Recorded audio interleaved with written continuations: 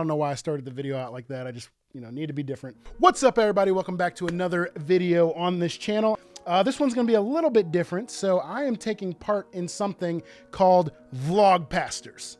Hope that made it sound more dramatic. But a good friend of mine on YouTube named Joshua Verwers has collected or gathered a number of pastors who also vlog. And so he called this the Vlog Pastors. And so what we're doing is each of us are answering a question about us being vlog pastors through the month of August. So we each took a different day. I took Fridays, which is why hopefully you're getting this video out on Friday. And so each week there's a question that we're all answering. So I want to try and do this a little bit differently.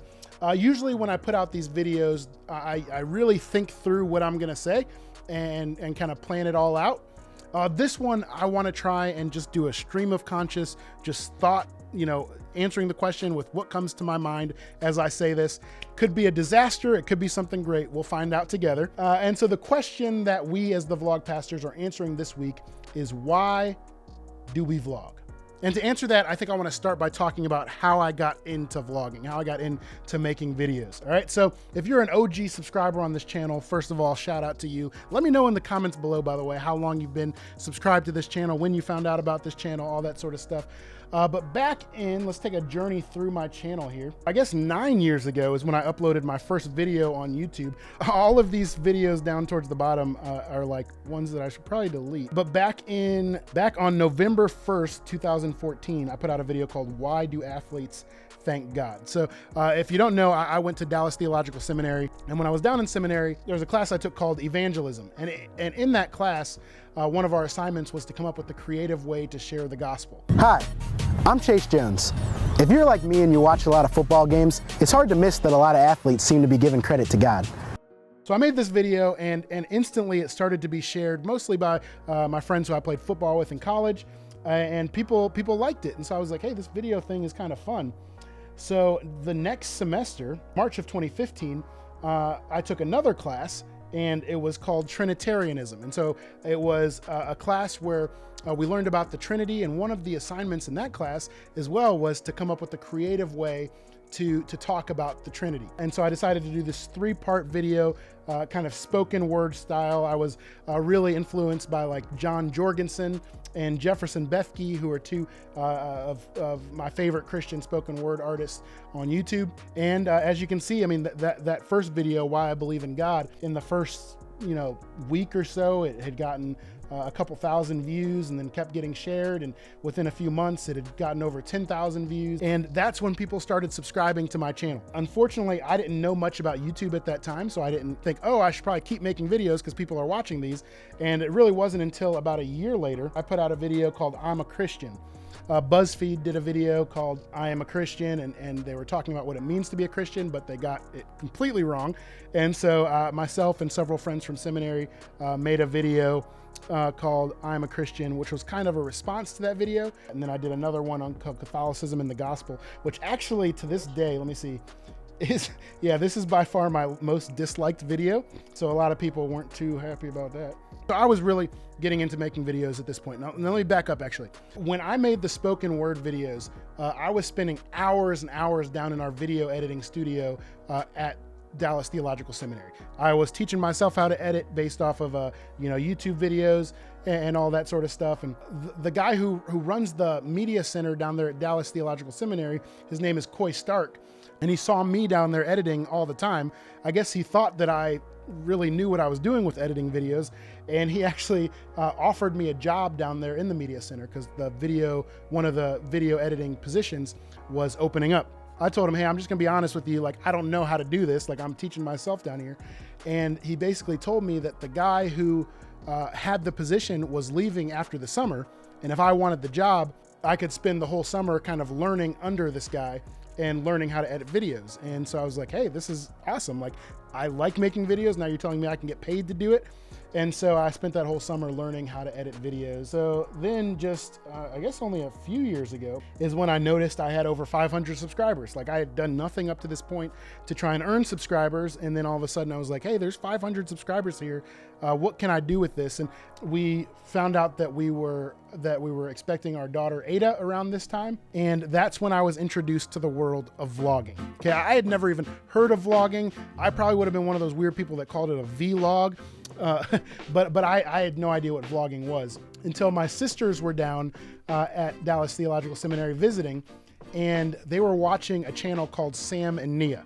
Okay, Sam and Nia are Christian vloggers that live in Texas, and so they're watching these videos, and I was like, why are you watching these home videos? But then I began to watch them too, and I was like, these are actually really interesting, kind of following this family and learning more about this family.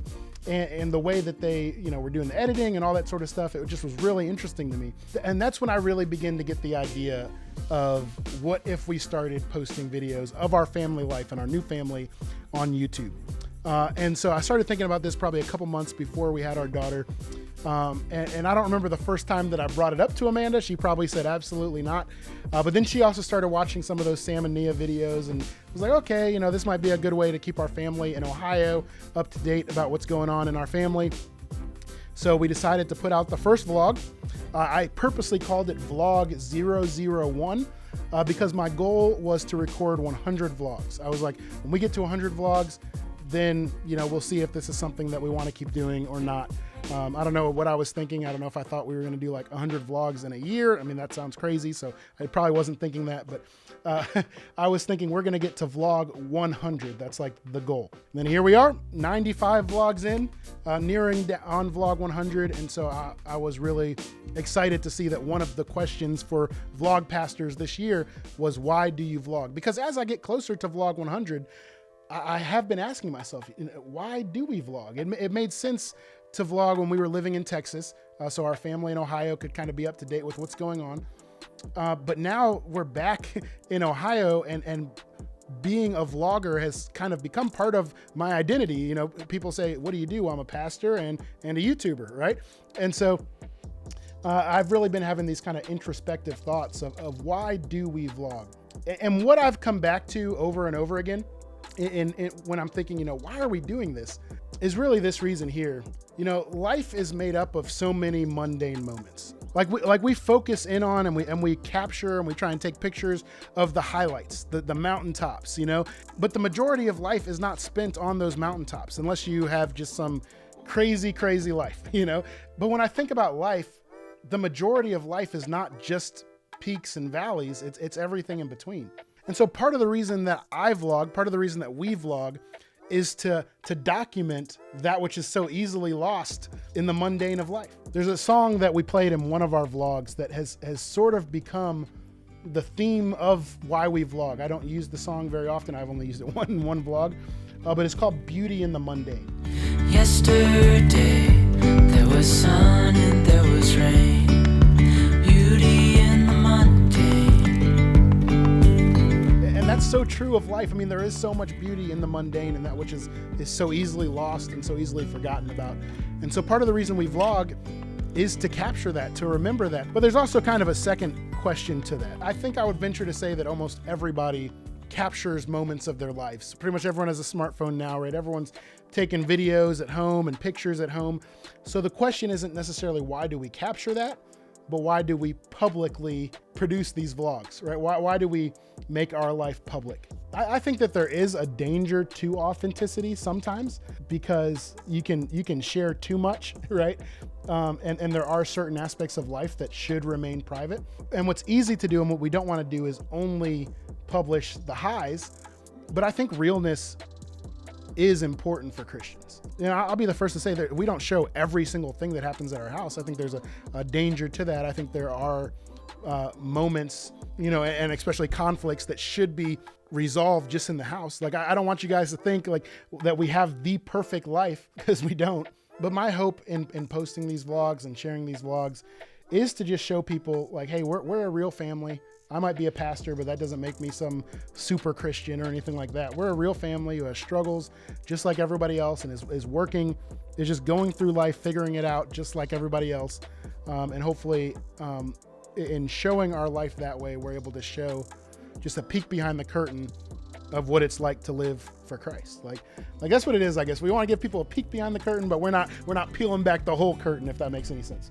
You know, when we were first getting into vlogging, I was watching, you know, all the big vloggers at the top of the game, looking at guys like Joseph Solomon and Jefferson Bethke, who only put out like 6 vlogs, man. Jefferson Bethke's never going to watch this, but man, why did you stop vlogging? Your family vlog was so great. What happened? But I was looking at all these family vloggers, all these, you know, individual YouTubers, both Christian and non-Christian. There's a YouTuber named Philip DeFranco who does news stuff, but then he also had a vlog that was like capturing the behind the scenes of his news company. And I was like, what if we could do something like that? And I plant this church, but then the vlog is showing the behind the scenes of how this church is planting, and had all these big ideas. And who knows, man, maybe God still is going to use this channel in that way. Maybe God will continue to blow this channel up.